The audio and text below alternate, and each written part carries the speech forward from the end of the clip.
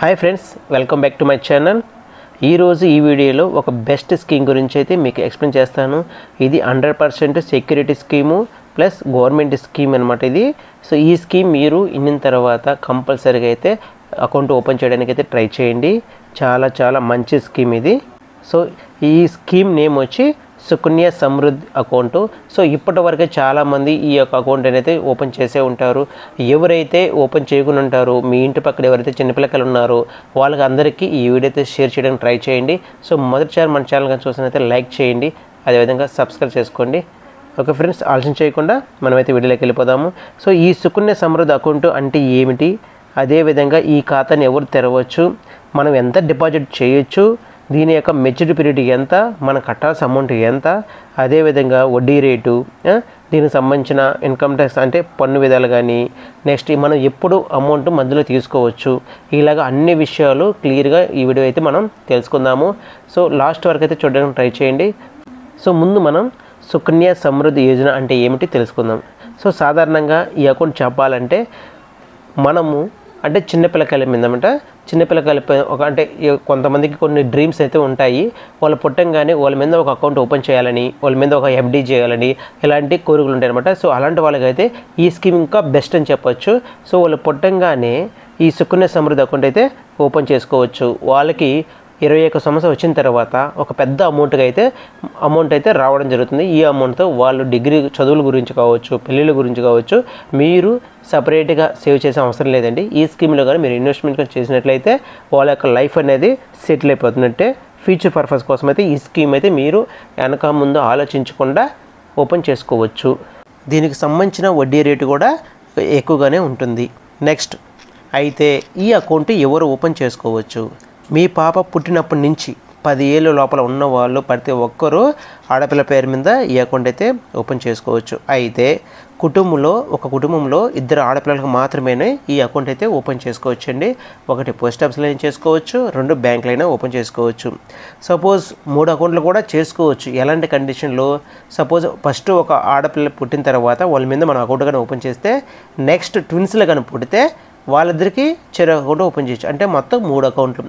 Suppose మీరు first twins పుట్టారు, twins పుట్టిన మీద వాళ్ళిద్దరి మీద అకౌంట్లు 2 చేసాము. నెక్స్ట్ ఒకరు సింగిల్గా పుట్టారు, అప్పుడు 3 అకౌంట్ చేయాలనుకుంటే చేయలేం. సో ఫస్ట్ సింగిల్గా అకౌంట్ వచ్చినప్పుడు ఒక అకౌంటు, నెక్స్ట్ పుట్టేటప్పుడు కానీ ట్విన్స్ కానీ పుడితే అప్పుడు మాత్రం మనము 2 అకౌంట్స్ అయితే ఓపెన్ చేయగలం. ఎందుకంటే సేమ్ డేట్ ఆఫ్ బర్త్ ఉంటుంది కాబట్టి. లేదంటే 2 అకౌంట్లేను. ఒక కుటుంబంలో 2 పిల్లలకి ఒకటి అకౌంట్ మాత్రం ఓపెన్ చేయాలి. అదేవిధంగా ఒక పాప మీద ఒక అకౌంట్ మాత్రమే ఓపెన్ చేయాలి. అది కూడా బ్యాంకులో కానీ పోస్ట్ ఆఫీస్. నేను పోస్ట్ ఆఫీస్లో ఒక అకౌంట్ ఓపెన్ చేసుకొని మళ్ళీ తెలియకుండా మీరు బ్యాంకులో కూడా ఒకటి ఓపెన్ చేయాలనుకుంటే మాత్రము అది రాంగ్ అండి. ఒకవేళ మీరు పొరపాటుగా చేసినా కూడా మీకైతే ఎటువంటి వడ్డీ రాదు, 0 వడ్డీ వస్తుంది. సో ఈ విధంగా మనం ఖాతా అనేది ఓపెన్ చేసుకోవచ్చండి. నెక్స్ట్ డిపాజిట్ ఎంత చేయాలి. ఈ డిపాజిట్ విషయంలో ఇప్పటికీ చాలామంది అకౌంట్లు ఓపెన్ చేసిన వాళ్ళకి కూడా చాలా కన్ఫ్యూజన్. సపోజ్ నేను మామూలుగా అయితే ఈ యొక్క అకౌంట్ ఓపెన్ చేయాలంటే 200 రూపాయలతో మనం అకౌంట్ అయితే ఓపెన్ చేసుకోవచ్చు. సో 200 రూపాయలతో అకౌంట్ ఓపెన్ చేసిన తర్వాత నేను నెల 1000 రూపాయలు మాత్రమే కడతాను అని కొంతమంది అంటారు. ఇంకొంతమంది 2000 కడతా అంటారు, ఇంకొంతమంది 10,000 కడతాను అంటారు.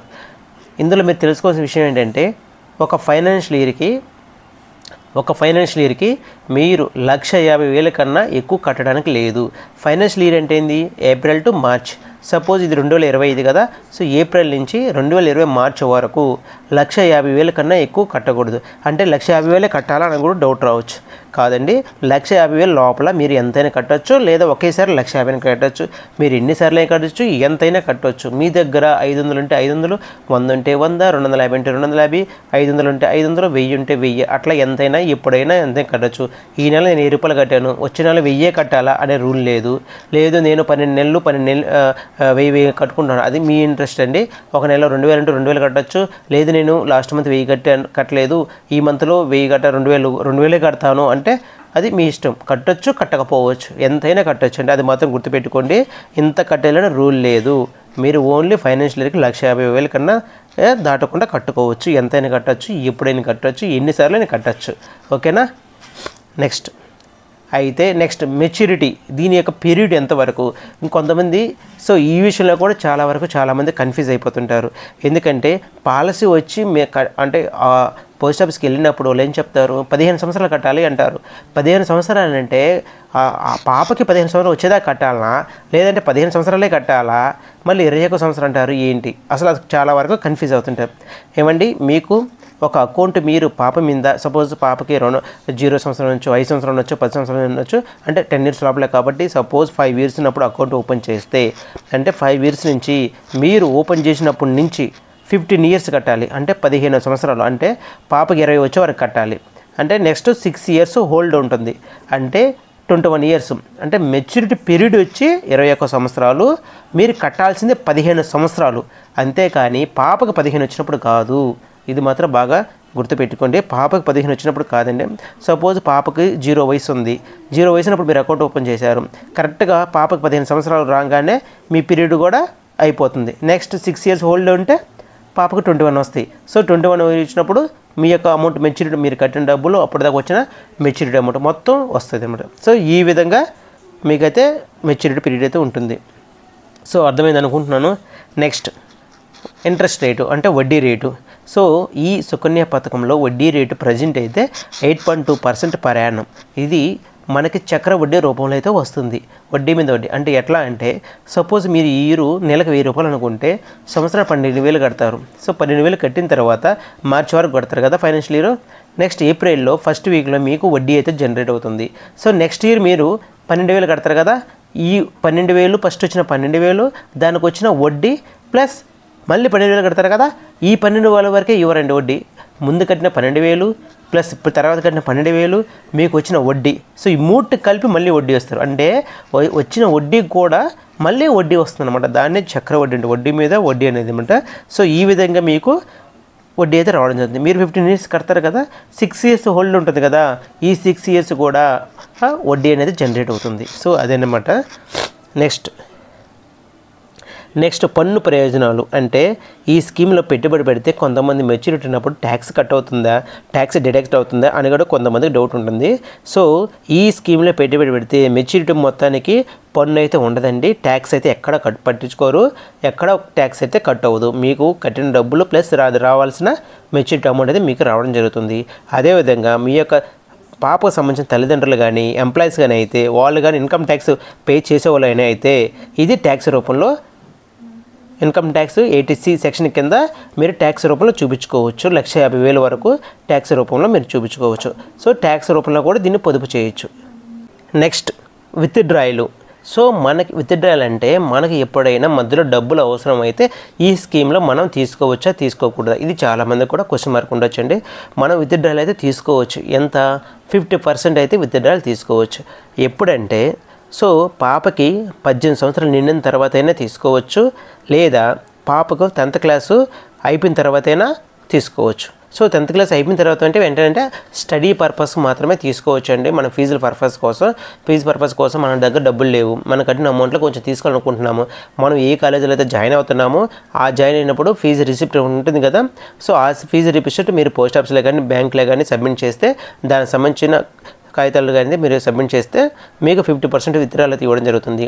సో నెక్స్ట్ 18 సంవత్సరాలు నిండిన తర్వాత అంటే ఈ 18 సంవత్సరాలు నిండిన తర్వాత సపోజ్ మనం పాపకి మ్యారేజ్ చేయాలనుకుంటే 50% అయితే రావడం జరుగుతుంది. సో నెక్స్ట్ 21 ఇయర్స్ దాటిన తర్వాత రిమైనింగ్ 50% అంటే రావాల్సిన మొత్తం అయితే ఇవ్వడం జరుగుతుంది.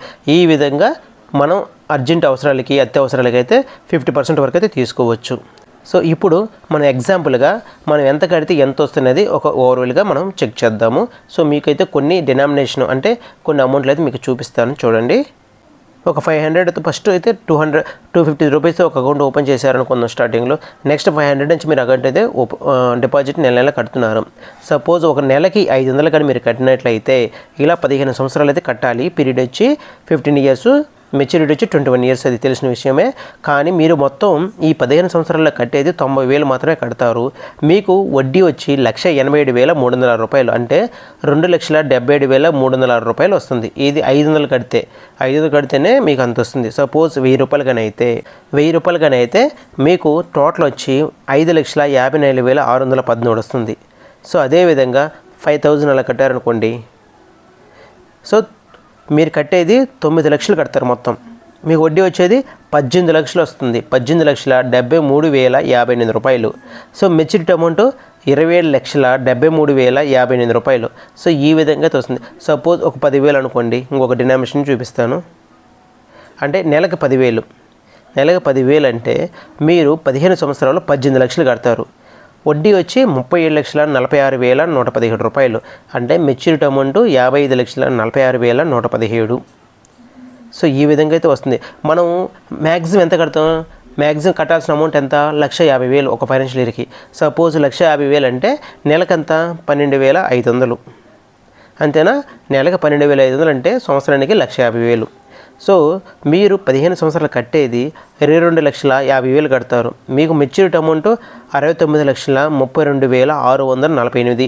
ఇప్పుడున్న ప్రజెంట్ ఇంట్రెస్ట్ రేట్ ప్రకారం 8.2% ఇంట్రెస్ట్ ప్రకారం మీకు 69,32,648 అంటే నియర్లీ 70 లక్షల వరకు వస్తుంది. వాళ్ళు మెచ్యూరిటీ 21 సంవత్సరం అయిన తర్వాత ఈ 70 లక్షలు అనేది వాళ్ళు మ్యారేజ్ పర్పస్ కానీ వాడచ్చు, లేదా వాళ్ళు ఎడ్యుకేషన్ ప్రకారం అంటే చదువుల కోసమైనా యూజ్ చేయొచ్చు. మనము ఈ విధంగా నెలకి 1,000, 2,000 కానీ దాచిపెట్టినట్లయితే రేపు పిల్లల గురించి అస్సలు ఆలోచించాల్సిన అవసరం లేదండి. సో ఇంకా మీరు మీ యొక్క ఇంకా ఎవరైతే 10 సంవత్సరాలు ఉన్న ఆడపిల్లలకి అకౌంట్ కానీ ఓపెన్ చేయకపోతే, సో దయచేసి ఇమీడియట్గా మీరైతే అకౌంట్ ఓపెన్ చేయడానికి ట్రై చేయండి. ముందు అయితే మీరు 250 రూపాయలు పెట్టి అకౌంట్ ఓపెన్ చేసేయండి. సో మీరు కట్టేదే కట్టని తర్వాత విషయం. మీరు సంవత్సరానికి 1 సంవత్సరంలో మీరు కట్టినంత మాత్రాన మీకు వడ్డీ అయితే ఏం పడదండి. ఒక నెలలో కట్టకపోతే, ఒకవేళ కంప్లీట్గా 1 ఇయర్ కానీ కట్టకపోతే ఒక 50 రూపాయలు మాత్రమే మీకు వడ్డీ అయితే పడుతుంది. అసలు ఏది సంవత్సరం మొత్తం కట్టకపోతే. కాబట్టి ముందైతే ఒక 250 రూపాయలతో అకౌంట్ ఓపెన్ చేయండి. తర్వాత మీరే నెల ఒక 500, 1000 రూపాయలు మీరు ఆటోమేటిక్గా కట్టేస్తారు. ముందు అయితే పోస్ట్ ఆఫీస్ దాకా వెళ్ళేసి ఒక అడుగు మీరు వెళ్ళి ఓపెన్ చేయండి. అయితే ఈ అన్నీ చెప్పారు. అకౌంట్ ఓపెన్ చేయడానికి ఏమేమి కావాలి? సో అకౌంట్ ఓపెన్ చేయడానికి ముందుగా మీ యొక్క దగ్గరలో ఉన్న పోస్ట్ ఆఫీస్కి వెళ్ళిన తర్వాత వెళ్ళేటప్పుడు మీరు చేయాల్సింది ఏంటంటే, పాప పేరు మీద అకౌంట్ ఓపెన్ చేయాలనుకున్నప్పుడు పాప సంబంధించింది ఒక డేట్ ఆఫ్ బర్త్ సర్టిఫికేట్ ఉండాలి, ఒక ఆధార్ కార్డు జెరాక్స్ ఉండాలి. సో అన్ని జెరాక్స్లు తీసుకెళ్ళండి. సో పాపకి పేరు మీద కాబట్టి, పాపకి ఫస్ట్ టైం కాబట్టి 3 ఫోటోలు కావాలి.